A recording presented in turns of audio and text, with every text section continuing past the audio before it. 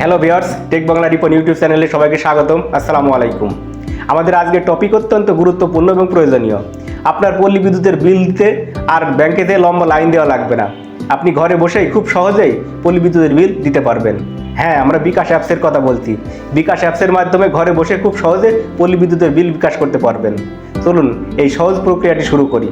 আর যারা নতুন তারা আমার চ্যানেলটি সাবস্ক্রাইব করবেন এবং লাইক, শেয়ার, কমেন্টস করে সহযোগিতা করুন। চলুন ভিডিও শুরু করি।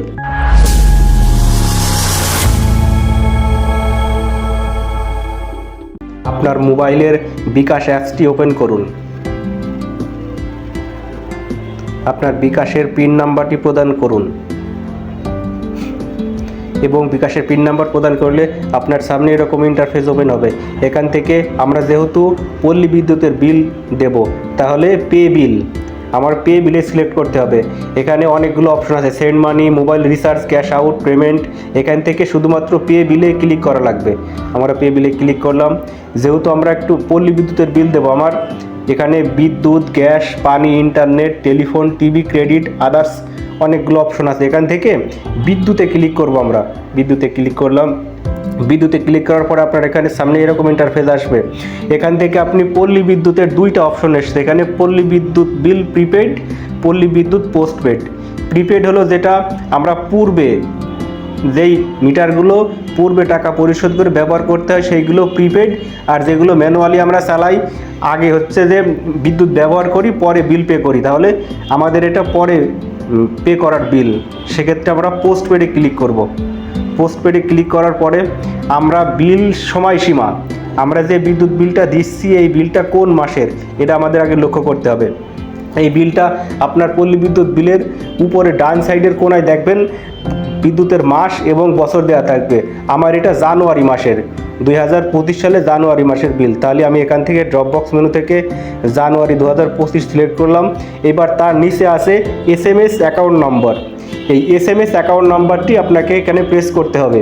এখানে আপনার যদি না বুঝতে পারেন এই SMS অ্যাকাউন্ট নাম্বার কোথায় আছে, পাশে স্যাম্পল আছে, এই স্যাম্পল ভিডিও দেখে আপনারা দেখে আসতে পারবেন। আমরা সবাই পরিচিত SMS বিল অ্যাকাউন্ট নাম্বারটি এখানে আমার যেহেতু কপি করা আছে পেস্ট করে দিলাম। দেওয়ার পরে পে বিল করতে এগিয়ে যান, এখানে ক্লিক করলাম। এই যে কাঙ্ক্ষিত আমার যে পল্লী বিদ্যুতের বিল সেটা চলে এসছে।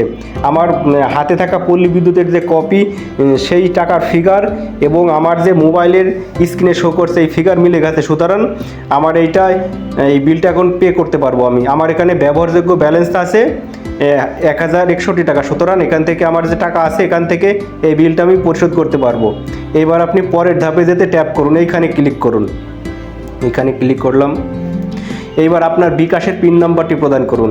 আমার বিকাশের পিন নাম্বারটি প্রদান করলাম।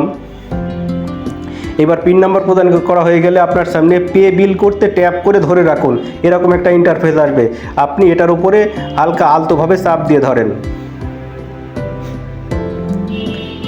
এই যে আমার সাকসেসফুল হয়ে গেছে, আপনার পে বিলটি সফল হয়েছে। আমার এরকম ইন্টারফেস আসতে এখান থেকে আমার যে এখানে একটা পরবর্তী ধাপে যেতে কিংবা আমার যে একটা বিল দিলাম এটা সাকসেস হয়েছে, এটার কপি আমার মোবাইল ফোনে অলরেডি চলে আসবে। আমি এখান থেকে বেরিয়ে চলে আসলাম।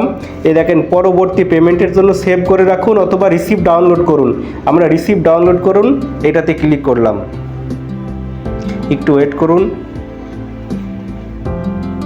এই যে আমার কাঙ্ক্ষিত বিকাশে যে বিল পেমেন্ট করলাম সেই বিল পেমেন্টের একটা রিসিপ্ট আমার সামনে চলে এসছে।